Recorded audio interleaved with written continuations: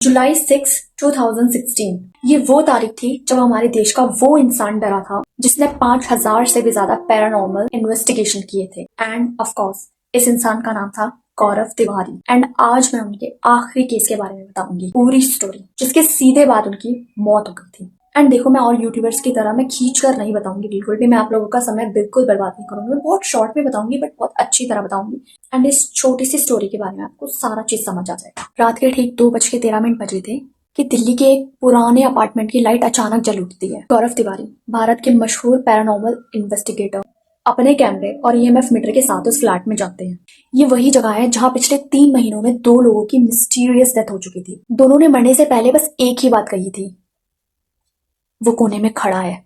जब गौरव तिवारी फ्लैट के अंदर जाते हैं तो हवा अचानक से बहुत तेज होने लगती है एंड उनके हाथ में जो ईएमएफ मीटर था वो भी बहुत तेज बीप करने लगता है। बट गौरव तिवारी डरे नहीं। उनने कैमरे की तरफ देखा और उनने ये कहा, अगर कोई आत्मा है तो प्लीज मेरे सामने आए। एंड फिर क्या था, अचानक ठक ठक ठक की आवाज आती है। जो आवाज थी वो पता है कहाँ से आती है? बाथरूम के दरवाजे से। फिर उसके बाद क्या हुआ, जो बाथरूम का दरवाजा था वो अपने आप धीरे धीरे खुला। एंड खुलने के बाद गौरव तिवारी को एक मिरर नजर आता है जिसमें उंगलियों से लिखा हुआ था, तुम मेरा सच जान चुके हो। एंड ये देखने के बाद गौरव तिवारी डर गए थे बहुत ज्यादा।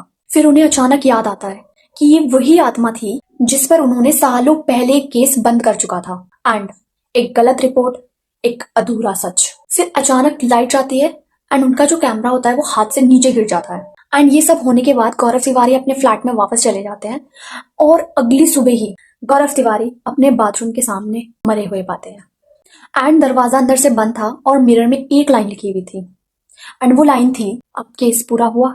ये कहानी इस विचार पे आधारित है कि कुछ पैरानॉर्मल केस कभी पूरी तरह बंद नहीं होते। गौरव तिवारी ने अपने करियर में कई खतरनाक आत्माओं का सामना किया था, लेकिन इस कहानी में ये दिखाया गया है कि एक आत्मा जिसका सच दबा दिया गया था, वही आत्मा उनके अंतिम केस में वापस आई और उसी ने उन्हें उनके घर में घेर लिया था।